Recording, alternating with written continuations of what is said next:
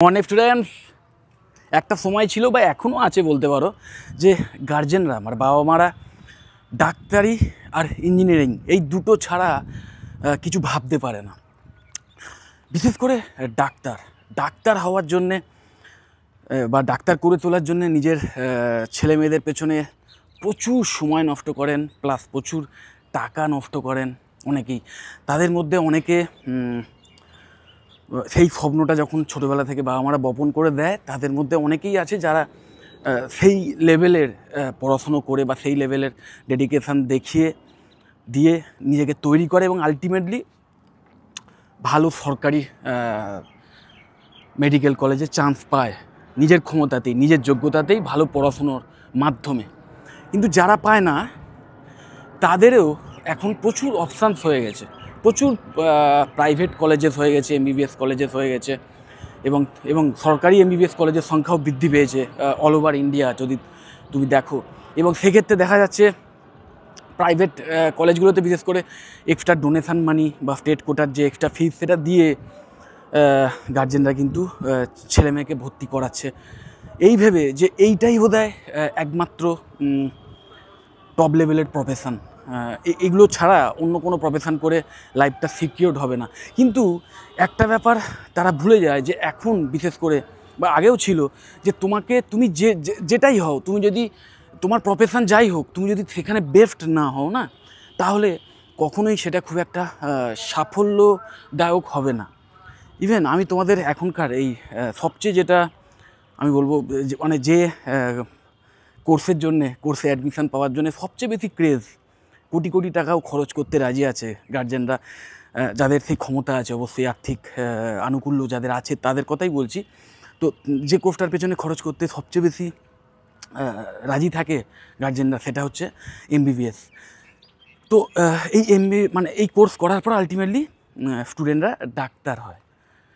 ওকে, তো এবার এই ডাক্তার হলে সবার ধারণা যে তার কোনো দিন কাজবাজের কোনো প্রবলেম হবে না, মানে চাকরি বলো বা ইনকাম করার যে সোর্স, যা নিজে যদি প্র্যাকটিস করে সেইটার কোনো হবে না। মানে সোজা কথায় তার মানে ইনকাম করার যে অপশান সেটা অলওয়েজ সেম থাকবে এবং একটা হ্যান্ডসাম ইনকাম করবে। কিন্তু সেই সিনারিওটাও কিন্তু সম্পূর্ণ ভুল। এখন দেখা যাচ্ছে অনেক স্টুডেন্টস এই ডাক্তারি পাস করেও কিন্তু খুব একটা ভালো করতে পারছে না। তার কারণটা এটাই যে নর্মালি সব কিছুই নির্ভর করে না যে কোনো একটা প্রফেশনের কতটা ডিম্যান্ড আছে এবং সেই প্রফেশন থেকে কতটা ইনকাম করা যেতে পারে, পুরোটাই নির্ভর করে কিন্তু সেই ইকোনমিক্সের সেই সাপ্লাই অ্যান্ড ডিম্যান্ডের ওপর। যে ডিম্যান্ড কতটা, সেই তুলনায় সাপ্লাই কতটা। জনসংখ্যার ওয়াইজ ডাক্তারের সংখ্যা বা যে রেশিও হওয়া উচিত সেটা আইডিয়াল হচ্ছে 1000:1, মানে 1000 জনসংখ্যা যদি থাকে, সেই 1000 জনসংখ্যা পিছু একজন করে ডাক্তার হলে খুব ভালো আইডিয়াল একটা সিচুয়েশান ধরে নেওয়া হয়। সো আমাদের ভারতে সেই জায়গাটা এখন 800-র কাছাকাছি এসে গেছে, মানে 750-800 এরকম এসে গেছে। মানে 800 জনসংখ্যা পিছু একজন করে ডাক্তারবাবু আছে। তো অনেকেই আবার এটাও বলে যে না, তাহলে তাও এটা মানে এমন কিছু ব্যাপার নয় এবং ডাক্তার হলেই তো আলটিমেটলি রোগী পাওয়া যাবে এবং জনসংখ্যাটা এখনও অ্যালার্মিং নয় বা এই যে রেশিওটা এখনও অ্যালার্মিং নয় বা এরকম অনেকে বলতে শোনা যায়।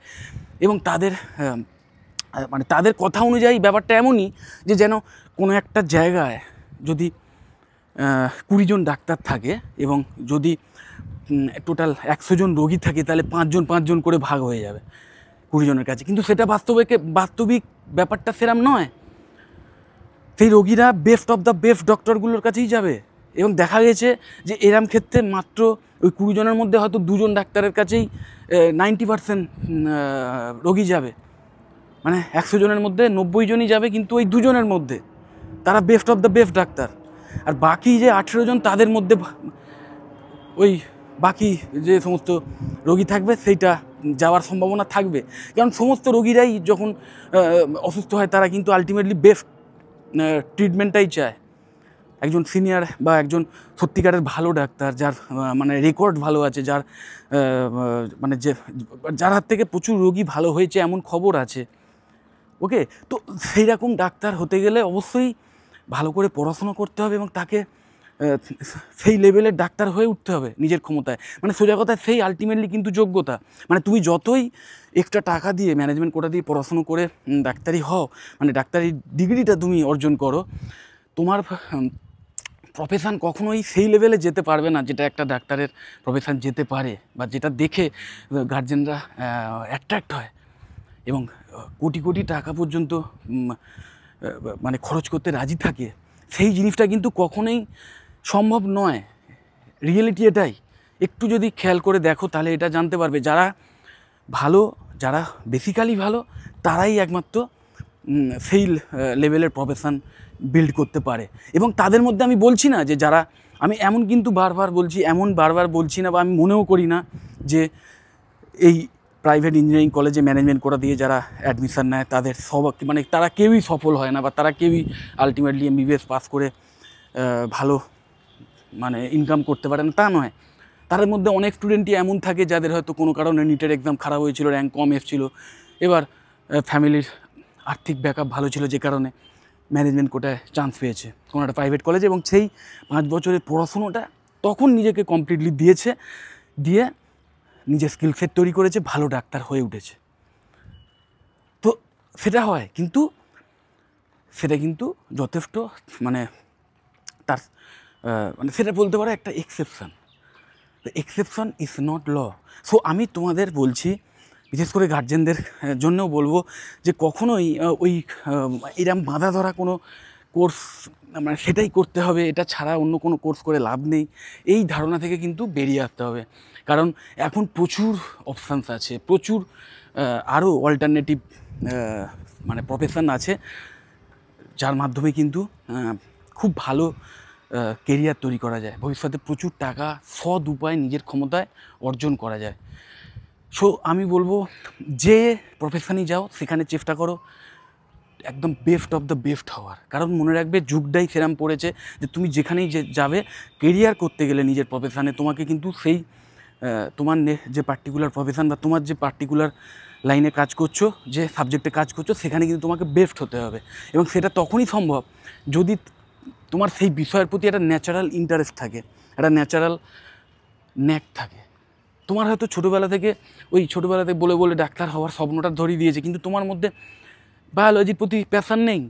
হতেই পারে তোমার প্যাশান হয়তো অন্য কোনো সাবজেক্টে, তুমি হয়তো ভীষণ ক্রিয়েটিভ পারসন, তুমি হয়তো ছবি আঁকতে ভালোবাসো, গান করতে ভালোবাসো, তুমি হয়তো লোকের সঙ্গে কথা বলতে ভালোবাসো, লোকজনের সঙ্গে হই হুল্লোড় করে কোনো একটা জায়গায় বেড়াতে যেতে ভালোবাসো, গিয়ে সেখানে নিজেই সমস্ত কিছু ম্যানেজ করো, গাড়ি টাড়ি ঠিক করা, তারপর ধরো হোটেল বুকিং করা, বা কোনো পাড়ায় অনুষ্ঠান হলে সেখানে ক্লাবের যে কাজকর্ম, সেই কাজকর্মে সক্রিয়ভাবে অংশগ্রহণ করো, নিজের বন্ধুবান্ধবদের লিড দিতে ভালোবাসো, এবং এটা তোমার ন্যাচারাল কোয়ালিটি রয়েছে তোমার সেই সমস্ত বিষয়, তাহলে তোমার জন্য তো অবশ্যই আমি বলবো ম্যানেজমেন্টের কোনো কোর্স তোমার জন্য বেস্ট হবে। এবং সেক্ষেত্রে গ্র্যাজুয়েশন করার সময় তুমি BBA চয়েস করো। আবার যদি বায়োলজি ভালো বেসেই থাকো, বায়োলজি নিয়েই ভবিষ্যতে একটা ভালো কেরিয়ার করতে চাও, সেক্ষেত্রেও কিন্তু এই MBBSই একমাত্র অপশান নয় যেটা বায়োলজি দিয়ে করা যেতে পারে। এছাড়াও ডাইনামিকভাবে ব্যাপারটাকে ভাবো, যে ডাক্তারের সংখ্যা যথেষ্ট বেড়ে যাচ্ছে এবং আরও বাড়বে। সো যে অ্যাট্রাকটিভ একটা কেরিয়ারের কথা ভাবছো সেটা নাও হতে পারে, তার চেয়ে এখন বায়োলজিকে বেস করেই যে সমস্ত ডাইনামিক কেরিয়ারের অপশানস আসছে, যেখানে এখনও পর্যন্ত মানে ভালো ক্যান্ডিডেট কম আছে, সেই রকম কোনো প্রফেশান চুজ করো। যেমন বায়োটেকনোলজির যে প্রফেশান, বায়োটেকনোলজির যে ফিল্ড, সেইখানে প্রবেশ করো, BSc ইন বায়োটেকনোলজির মতো কোর্স চয়েস করো, অথবা BSc ইন মাইক্রোবায়োলজির মতো ফিল্ড চয়েস করো। এবং মনে রাখবে, বায়োটেক এই ফিল্ডের মধ্যে প্রচুর সাবফিল্ড রয়েছে, প্রচুর আরও অন্যান্য সাবজেক্টস রয়েছে। ওকে, তো সেই একবার যদি এই বায়োটেক এই বিষয়ের মধ্যে ঢুকতে পারো এবং এইটা নিয়ে যদি কেরিয়ার তৈরি করতে পারো, BSc বায়োটেকনোলজি করার পর MSc করলে, তারপর ফেলোশিপ করে PhD করলে, এইভাবে যদি নিজের কেরিয়ার পাথ থেকে নিয়ে যেতে পারো এবং যদি সত্যিকারের একজন ভালো বায়োটেকনোলজিস্ট হয়ে উঠতে পারো, একজন সায়েন্টিস্ট হয়ে উঠতে পারো, তাহলে সেক্ষেত্রে যুগান্তকারী যে সমস্ত ঔষধ বা বিভিন্ন ভ্যাকসিন বা বিভিন্ন অর্গ্যানিক যে শস্য, সেই সমস্ত উৎপাদনের জন্য যে রিসার্চ হবে বা হচ্ছে, সেই সমস্ত রিসার্চ ওয়ার্কে নিজের অংশগ্রহণ রাখতে পারবে।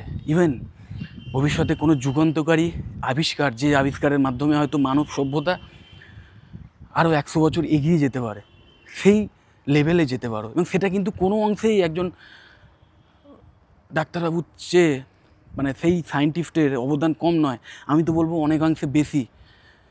কারণ সেই মানে একজন সত্যিকারের সায়েন্টিস্ট, একজন সত্যিকারের বায়োটেকনোলজিস্ট এমন টেকনোলজি বা এমন ঔষধ বা এমন ভ্যাকসিন বা এমন ফার্টিলাইজার বা এমন অর্গ্যানিক প্রোডাক্ট তৈরি করেন বা আবিষ্কার করেন, সেই তৈরি করার যে পদ্ধতি আবিষ্কার করেন, যেটা কিন্তু সমস্ত মানব সভ্যতাকে এগিয়ে নিয়ে যেতে হেল্প করে। সো এইভাবে ভাবো, ডাইনামিক ভবিষ্যতে কোন ফিল্ডগুলো আরও বেশি ইমার্জিং হচ্ছে, কারণ আজ থেকে 5 বছর পরে সিনারিওটি কিন্তু অনেক চেঞ্জ হয়ে যাবে। এখনই যদি 700-800 জন পিছু একজন করে ডাক্তারবাবু হয়ে যায় ভারতবর্ষে, তাহলে যে হারে প্রতি বছর স্টুডেন্টরা পাস করে বেরোচ্ছে এবং কলেজের সংখ্যাও বাড়ছে, এমবিবিএস কলেজ, তো সেক্ষেত্রেও কিন্তু একটা মানে এই ফিল্ডটা অনেক স্ট্যাগন্যান্ট হয়ে যাবে।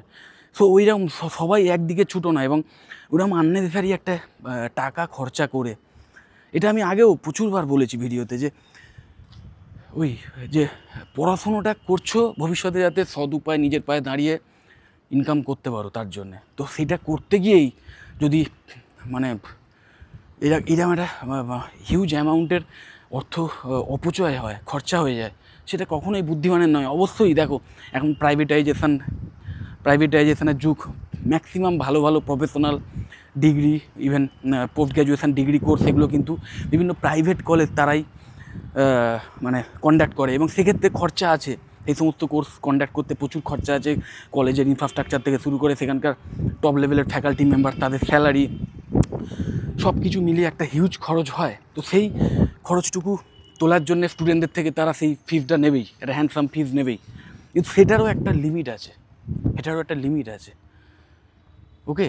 তো সেই ব্যাপারটা বুঝে নিজের যে সাবজেক্ট, সেই সাবজেক্টটাকে আইডেন্টিফাই করো। বিশেষ করে আমি বলবো যারা 11-12 স্টুডেন্ট, তাদের কিন্তু এখন থেকেই চিন্তা করা উচিত যে আলটিমেটলি যখন 12 পাস করব, যখন কোনো একটা ডিগ্রি কোর্সে অ্যাডমিশান নেবো, তখন পার্টিকুলার কোন ইন্ডাস্ট্রিতে যাওয়ার জন্য আমি টার্গেট করছি, এবং সেই ইন্ডাস্ট্রিতে ঢোকার জন্য কোন কোর্সটা আমার জন্য বেস্ট হবে। ইন্ডাস্ট্রি টার্গেট করো, যে এই ভবিষ্যতে আমি এই ইন্ডাস্ট্রিতে গিয়ে চাকরি করব, যে ভবিষ্যতে আমি আইটি ইন্ডাস্ট্রিতে কাজ করবো, বা এখন আবার আইটিরও, তুমি যদি শুধু আইটি ওইভাবে ভাবো, তাও সেটা না করে ফোকাস করো যে ভবিষ্যতে আমি ডেটা সায়েন্স ইন্ডাস্ট্রিতে ঢুকবো, ডেটা সায়েন্সের স্পেশালিস্ট হয়ে উঠবো, ওকে? তাহলে অবশ্যই বিসিএর মতো কোর্স চয়েস করো, অথবা বিটেক ইন কম্পিউটার সায়েন্স বা বিটেক ইন কম্পিউটার সায়েন্সের মধ্যে এআই ডিএতে এই সমস্ত ফিল্ডগুলো চয়েস করো।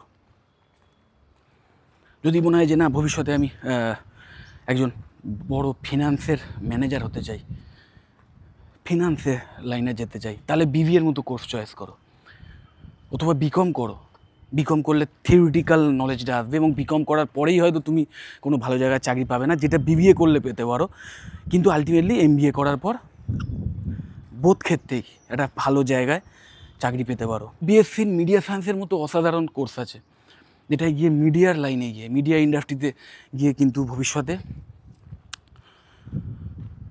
প্রচুর চাকরির সুযোগ পাবে, এবং ফ্রিল্যান্স কাজ করার সুযোগ পাবে, প্রফেশনাল হওয়ার সুযোগ পাবে, এবং মিডিয়ার সমস্ত ফিল্ডটাকে কভার করছে এই কোর্স।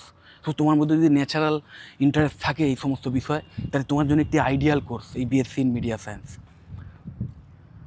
দেন যদি বিভিন্ন জায়গায় ঘুরতে ভালোবাসো, ঘোরাটাই যদি তোমার প্যাশান হয়, বেড়াতে যাওয়াটা প্যাশান হয়, এবং সেখানে একটা দলকে নিয়ে গিয়ে সেখানে তাদেরকে ম্যানেজ করা, তাদেরকে তাদের হোটেল থেকে শুরু করে সেখানকার বিভিন্ন ট্রিপ বা বিভিন্ন যে সাইট সিইং সেইগুলোকে ম্যানেজ করা, সেই সমস্তগুলো যদি তোমার ভালো লাগে, তাহলে সেক্ষেত্রে তোমার জন্য BSc in hospitality and hotel administration অসাধারণ কোর্স, হোটেল ইন্ডাস্ট্রিতে এন্ট্রি নেওয়ার জন্য। এবং শুধু হোটেল নয়, হসপিটালিটি রিলেটেড সমস্ত ইন্ডাস্ট্রিতে, ইভেন এয়ার হোস্টেস হওয়ার যদি স্বপ্ন থাকে, সেক্ষেত্রেও কিন্তু একটি আইডিয়াল কোর্স এইটি।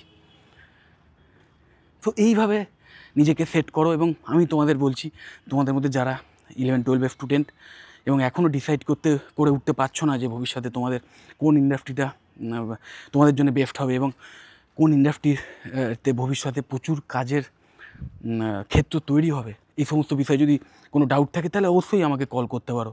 আমি অবশ্যই তোমাকে বা আমি অবশ্যই আমার যে ওপিনিয়ন আছে সেটা দিয়ে তোমাদের হেল্প করে দেবো। এবং তোমাদের মধ্যে যারা গ্র্যাজুয়েশনের স্টুডেন্ট এবং গ্র্যাজুয়েশন করার পরে আর কোনো মাস্টার ডিগ্রি কোর্স করা উচিত হবে কি না, MBA-র মতো কোর্সটা করা উচিত হবে কি না, বা করলেও কোন স্পেশালাইজেশান নিয়ে করা উচিত হবে এবং করলে মানে ভবিষ্যতে কী ফেসিলিটি পেতে পারো বা কী এক্সট্রা অ্যাডভান্টেজ পেতে পারো, এই সমস্ত বিষয় নিয়েও যদি কনফিউশন থাকে তাহলে অবশ্যই আমাকে কল বা হোয়াটসঅ্যাপ করো। আমি অবশ্যই তোমাদের কমপ্লিট হেল্প করে দেবো। যদি মনে হয় ভিডিওটা হেল্পফুল অবশ্যই লাইক করো। চ্যানেলটা যদি সাবস্ক্রাইব না করে থাকো এক্ষুনি সাবস্ক্রাইব করো না, আর ভিডিও যতটা পারো শেয়ার করে দিও। টাটা।